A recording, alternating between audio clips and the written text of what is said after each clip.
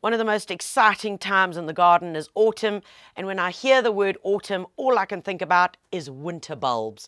Yep, you plant them now, they grow and they flower late winter, early spring. During the time of the year when it's the coldest, when you want to keep snug, when your garden is looking probably at its emptiest, wow, you have got this beauty of amazing bulbs that pop up in your garden. So what is there to choose from? The list is endless, guys. It's like I don't have enough space to put it all in. From irises to ixias, tritonias, beautiful hyacinths.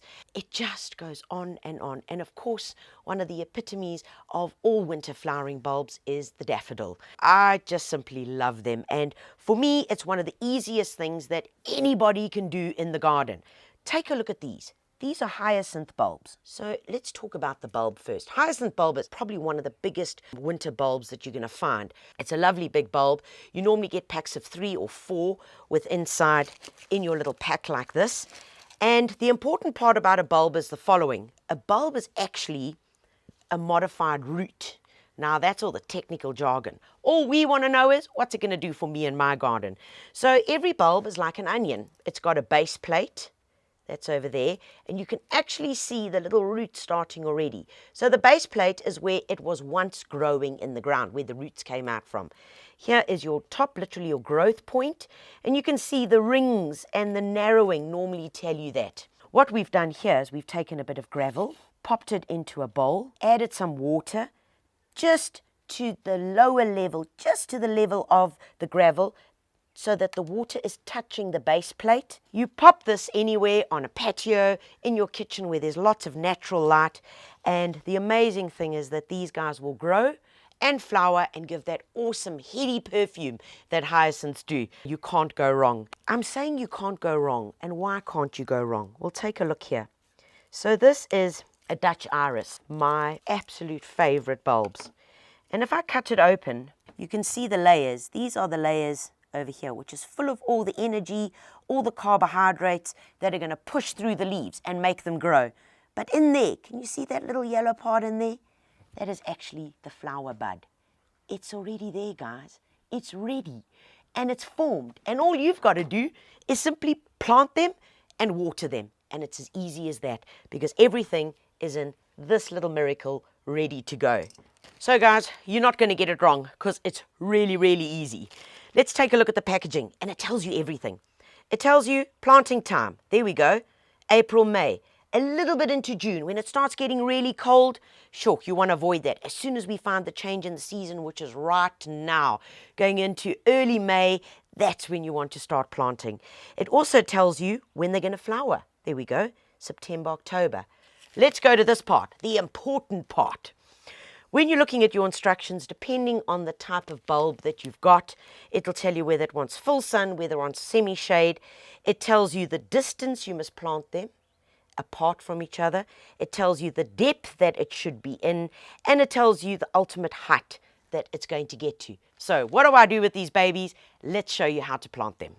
I've got some Dutch irises here, which are typical of a beautiful English country garden. They flower incredibly well in South Africa. And this is how I'm going to do it in a pot. So I filled up a lovely terracotta pot just to about 6 centimeters from the top. The reason why I'm doing that is so that I can place my bulbs onto the soil to actually see where they are, instead of filling up the pot and then digging a bit and then covering it and then digging a bit. So in this way, when I do it, I actually know where the bulbs are, which really does help. So there we go. Pop one in there, pop them in there, and I can add another 2 into this container. And then I'm now happy that they are evenly spaced apart. The last thing that I need to do is cover the bulbs with my potting soil. Remember, we read the instructions. So it says simply cover them from the tip 5 centimeters. I take my potting soil, cover up these little babies, firm it down. All I need to do now, give it a good watering. Keep it in a well-lit sunny spot, because that's what it said on the instructions. In terms of watering, you want to give your bulbs a good watering once or twice a week. That is it. And rather a good deep watering around the plant, into the pots, water it until the water drains out the base. The rest, you sit back and wait. and it'll do its magic all by itself. When planting in the ground, follow exactly the same principles as planting in a container. The only change would be to add some compost into the soil, dig that well into the soil, as well as some bone meal. The rest, follow the instructions exactly as it is on the packet. A lot of folks say to me they can't plant bulbs because they've got molds and the molds just devour up all their bulbs. Well, the good news is that there's a planter tray. They come in 2 different sizes, they're round in shape, and they're made of sturdy plastic that molds can't chew through. So all you do is follow your normal planting procedure, prepare your soil with compost and some bone meal, level it out, make an area where your bulb planter will literally be able to drop into the soil, and follow your normal planting instructions. In this way, the bulb is going to grow its roots nice and healthy, its leaves and flower for you, and the moles will be sitting on the other side of the fence drooling. When planting your bulbs, either in pots, in window boxes, or in the ground, it's really wonderful to be able to either oversow them with certain seeds like Virginian stocks, alyssum, or overplant them with pansies and violas. They work so beautifully together, and you can imagine contrasts with yellow violas and beautiful purple Dutch irises pushing through.